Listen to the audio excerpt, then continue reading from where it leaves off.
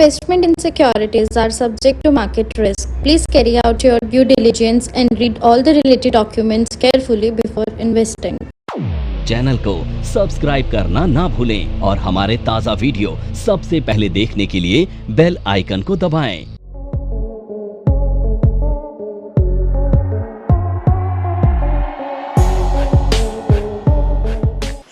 Good morning friends, एक बार फिर हम आपके सामने प्रस्तुत करते हैं कुछ ऐसी चीज़ें जो ज़्यादातर अकाउंटेंट इस मिस्टेक को करता है वाइल फाइलिंग जीएसटी रिटर्न।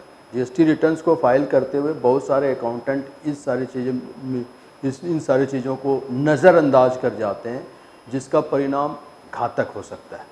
तो मैं आपको बताना चाहूँगा क्या क्या वो 6 चीज़ें हैं जो बेसिकली आपको ध्यान देना पड़ेगा वाइल फाइलिंग जीएसटी रिटर्न्स। तो 5+ की कंसेप्ट है जो इसमें हम डिस्कस करने जा रहे हैं जीएसटी रिटर्न्स को फाइल करने के लिए। इनको अवॉइड करने से आपका एक्यूरेट फाइलिंग होगा और आपको बेसिकली मैं बताता हूँ क्या कंसेप्ट होता है जीएसटी ऑफिसर्स को तो कैच करने का। तो ये 6 चीज़ों का बहुत ध्यान रखता है और मैं आपको एक एक करके बताने जा रहा हूँ उस पर। सबसे पहले इसका मकसद क्या है, तो आपको जीएसटी फाइल एक्यूरेट हो। ये जस्ट अबाउट जीएसटी फाइल से रिलेटेड है और इसमें अगर आप मिस्टेक करते हैं तो आप ना इरेटिव आईटीसी लेते हैं, जिस वजह से आपके ऑफिसर्स जो हैं जीएसटी ऑफिसर्स हैं उसको कंटिन्यूसली चेक करता है और अगर वो पाया जाता है कि वो सेटिस्फैक्ट्री नहीं है तो आपको बार बार बुलाएंगे, आपसे ठीक करवाएंगे और फिर हो सकता है आपको ये पनिशेबल बन जाए, यानी आपको कुछ फाइन्स या पेनल्टीज़ या इंटरेस्ट भी देने पड़े, तो ज़्यादा जीएसटी आपको फेल करना पड़ेगा। जीएसटी फाइल करते हुए इस चीज़ का ध्यान रखना है सर। सेकेंडली हम आते हैं, सबसे पहला चीज़ है पॉइंट नंबर 1 कि जब आप जीएसटी फाइल करते हैं तो सेक्शन 86B को अच्छी तरह से समझ लीजिए कि 86B क्या कह रहा है। जो भी आप आईटीसी ले रहे हैं, आईटीसी लेते हुए आप अपने इस चीज़ का ध्यान रखेंगे कि जो आईटीसी जो है, अगर आपने किसी भी पिछले महीने में 50 लाख से ज़्यादा का सेल टर्नओवर क्रॉस किया हो तो अगले जितने बार आप 50 लाख से ज़्यादा टर्नओवर को क्रॉस करेंगे उसमें आपको मैक्सिमम 99% ही आईटीसी मिलेगा। आईटीसी के लिए आप एलिजिबल होंगे। 1% जो आगा आपका टर्नओवर का जो टैक्स होगा वो टैक्स आपको कैश में या चालान के थ्रू भरना पड़े। क्लियर? किसी भी महीने में, मंथली, फाइनेंशियल ईयर नहीं कहते, मंथली, किसी भी मंथ में अगर आपका टर्नओवर क्रॉस कर जाता है 50 लाख से ज़्यादा, ठीक है, तो उस केस में जो आपके टैक्स लायबिलिटी होते हैं उसके लिए आप पूरे के, चाहे आपके अकाउंट्स में 50 लाख रुपया पड़ा हो आईटीसी, वो पूरा का पूरा आईटीसी आप अवेल नहीं कर पाएंगे। आपको उसका 1% आपको भरना पड़ेगा through cash challan. ITC use for the paying entire tax liability will be A fake ITC और उस पर आपके ऑफिसर्स का ज़्यादा ध्यान होगा और आप अगर ये गलती कर बैठते हैं तो आपको उसके लिए बुलाया जाएगा और फिर आपको इसका इंटरेस्ट और पेनल्टीज़ भी भरना पड़ेगा। सपोज़ अगर हम मान लो मेरा 5 लाख का टर्नओवर है, 18% जीएसटी है, तो 18% जीएसटी यानी हमारा हो गया करीब 9 लाख रुपये। तो इस 9 लाख रुपये में आपको कम से कम 1% यानी 90,000 रुपीज़ आपको चालान के थ्रू भरना पड़ेगा। बाकी के 88 लाख। नमस्कार दोस्तों, मैं नेहा। NIFM के बारे में जैसा आप लोग जानते ही हैं कि NIFM जो है वो बेस्ट इंस्टीट्यूट है जो फाइनेंशियल मार्केट, फाइनेंशियल अकाउंटिंग के कोर्सेज प्रोवाइड करता है और हम लोग जो स्पेशलाइज्ड हैं वो अपनी प्रैक्टिकल नॉलेज के लिए है। आज मैं जिस कोर्स के बारे में बात करना चाह रही हूँ वो कोर्स है advance diploma in financial accounting and business taxation. जी हाँ, अकाउंटिंग सेक्शन में अपना करियर बनाने के लिए आपके पास बहुत सारी अपॉर्चुनिटीज हैं। आज हर एक कंपनी 2 से 3 अकाउंटेंट को रिक्रूट करती है। और अगर हम बात करें बड़ी बड़ी कंपनीज की, तो पूरे अकाउंट्स की एक टीम होती है। हर सेक्शन के लिए, हर डिवीजन के लिए अलग अलग इंसान की जरूरत होती है। तो वो इंसान आप क्यों नहीं है? आप वो इंसान तभी बन सकते हैं जब आपके पास किसी डिग्री के साथ साथ कोई प्रोफेशनल क्वालिफिकेशन होती है। जी हाँ, वो ही प्रोफेशनल क्वालिफिकेशन आपको NIFM से मिलेगी। इससे ये होगा कि जब भी आप नौकरी के लिए जाते हैं तो कोई भी चीज ऐसी नहीं है जो कि आपको रोक पाएगी। तो दोस्तों, मैं अपने एक कोर्स के बारे में आपको बताना चाहती हूँ। हम लोग के पास यहाँ एक कोर्स है जिस कोर्स का नाम है advance diploma in financial accounting and business taxation, जिसके अंदर 9 मंथ्स की आपको ट्रेनिंग दी जाती है। हमारा जो कोर्स है उसके अंदर टोटल 10 मॉड्यूल्स होते हैं, जिसमें accounting, GST, tally, ERP 9, companies act, payroll management, ESI and PF and MIS system, ये सारी चीजें आपको उसमें सिखाई जाएंगी। तो दोस्तों, फिर इंतजार किस चीज का है? प्लीज नीचे दिए गए नंबरों पर कांटेक्ट कीजिए। हमारे जो एक्सपर्ट्स हैं वो आपको आपकी जरूरत के अनुसार कोर्स गाइड करेंगे। 10,000 रुपीज़ जो है आप उसको भर सकते हैं ITC से। तो ये एक बहुत इम्पॉर्टेंट रूल है और इसको फॉलो करना पड़ेगा, अदरवाइज आपको इसमें एग्जाम्पशंस भी हैं। एग्जाम्पशंस में क्या है? तो जैसे है आपका टैक्स पेयर टाइप कौन कौन सा है, तो अगर गवर्नमेंट है तो उसको ये एग्जाम्पशन मिला है, गवर्नमेंट बॉडी से POC है, या जो एग्जेम्प्टेड सप्लाई के लिए है उसके ऊपर। ये सारी चीज़ें ध्यान रखें। दूसरा, पहला पॉइंट हो गया। दूसरा पॉइंट है हमारा रिलेटेड पार्टी या सिस्टर कंसर्न को, जिसको कि हम अपना प्रोडक्ट देते हैं, सेल करते हैं, और अगर या उससे आप खरीदते हैं, तो अगर आप उससे परचेज कर रहे हैं तो उसका जो है, अगर आप ऐसा है कि अगर रिलेटेड पार्टी को आप सेल कर रहे हैं, कोई लोग अपने टर्नओवर को या ट्रांजैक्शंस को, टर्नओवर को कम करने के लिए उससे खरीदते हैं, तो अगर ऐसे पार्टी से खरीदते हैं जो आपका ITC नहीं ले रहा है, तो उस केस में क्या करना पड़ेगा? आपको ये ध्यान रखना पड़ेगा कि जो भी चीज़ें आप उनसे खरीदे हैं उसको आप उसका ITC प्रॉपरली चेक करके ही भरें,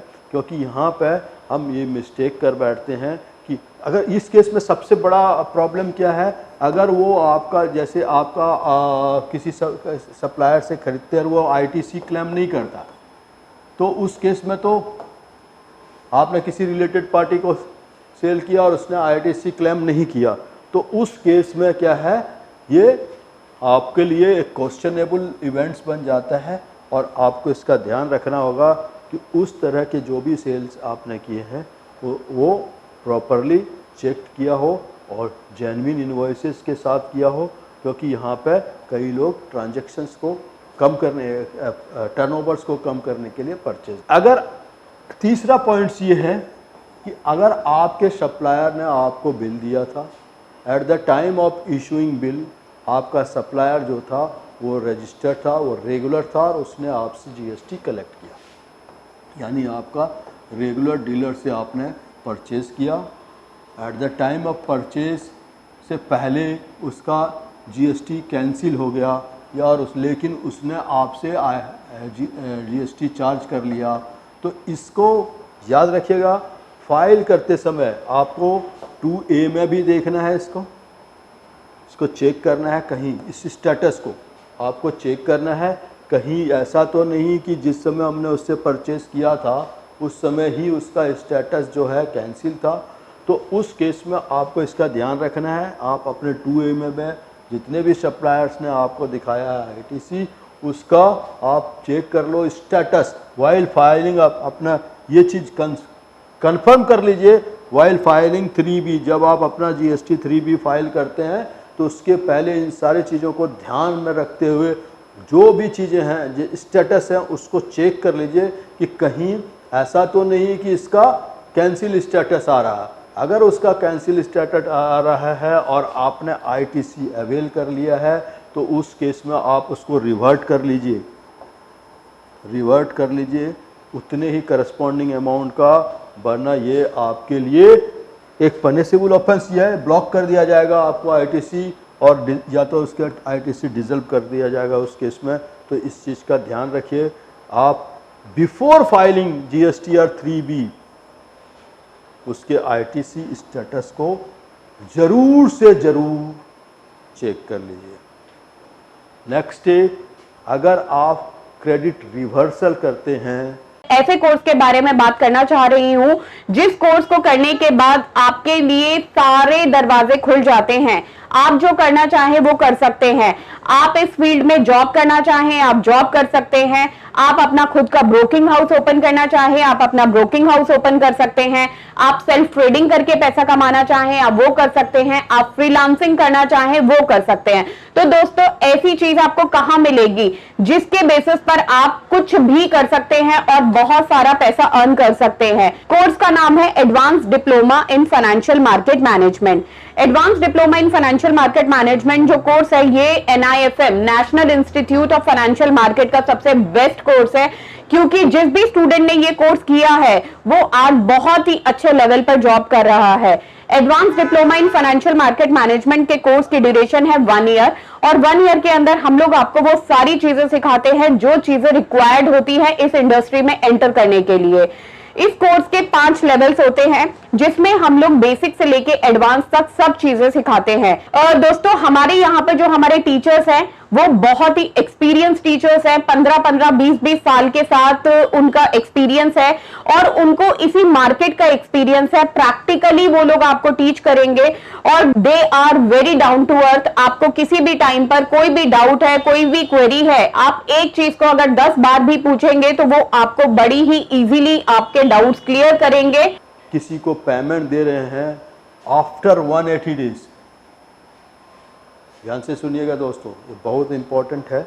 अगर किसी को आप 180 दिन के बाद पेमेंट कर रहे हैं, उस केस में आपने जो ITC उसका अवेल किया, रूल 37 के अंदर में ये सेक्शंस है कि अगर आपने 180 दिन के बाद पेमेंट किया तो उसके जो ITC आपने अवेल किया था उसको आपको रिवर्ट करना पड़ेगा, और बाद में आप उसको रिक्लेम कर सकते जब आप इसको पेमेंट कर देंगे।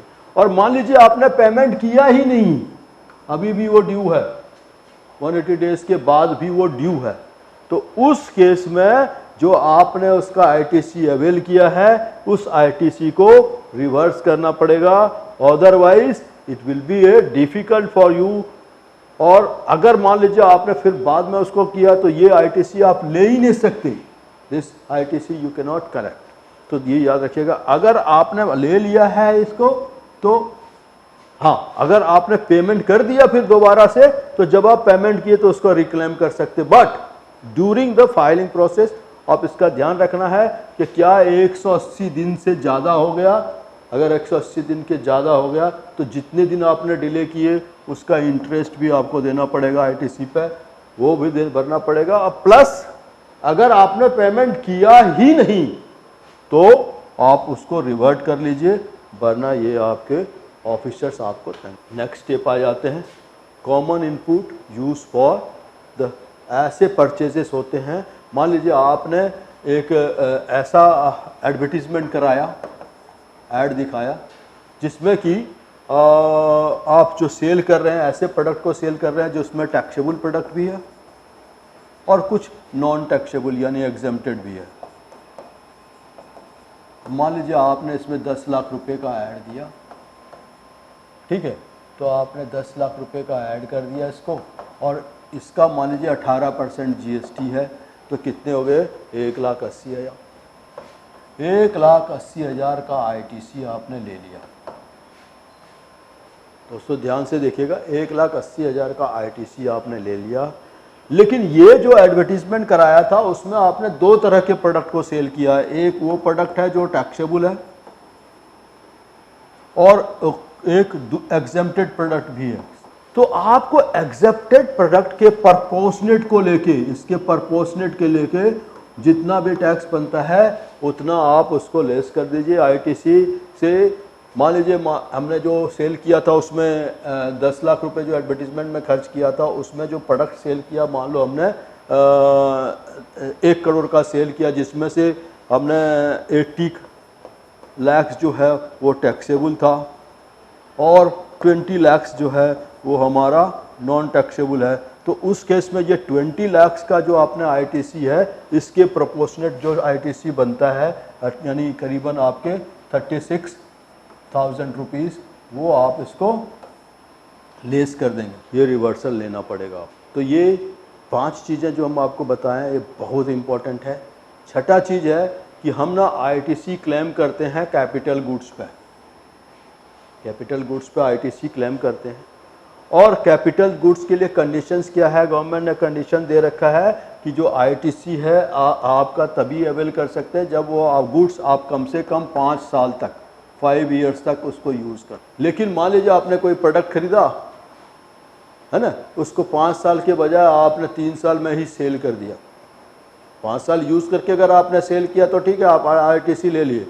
लेकिन कई बार ऐसा सिचुएशन आता है कि उसको 5 साल नहीं करके आपने 3 साल में उसको सेल कर दिया, 3 ईयर्स में, तो आप जो है उस केस में जो 2 ईयर का एक्स्ट्रा आईटीसी आपने क्लेम किया था, उसके प्रोपोर्शनेट उसका वैल्यू निकाल के उस 2 साल के जो आईटीसी आपने सेल लिया है या उसको कंज्यूम किया, या तो उसको आप रिवर्ट कर लीजिए, नहीं तो ये एक ऑफेंस मिल जाएगा आपके जीएसटी ऑफिसर्स को, और आपको इसके लिए बार बार और इसके पनिशमेंट भी आपको मिल सकते हैं, टैक्स रिफंड भी हो सकता है, या आपका जो है आईटीसी ब्लॉक भी कर दिया जा सकता है। इसको याद रखिएगा, that is a very important कि आप आईटीसी ले ही नहीं पाएंगे, सिर्फ आप इसको सेल करेंगे।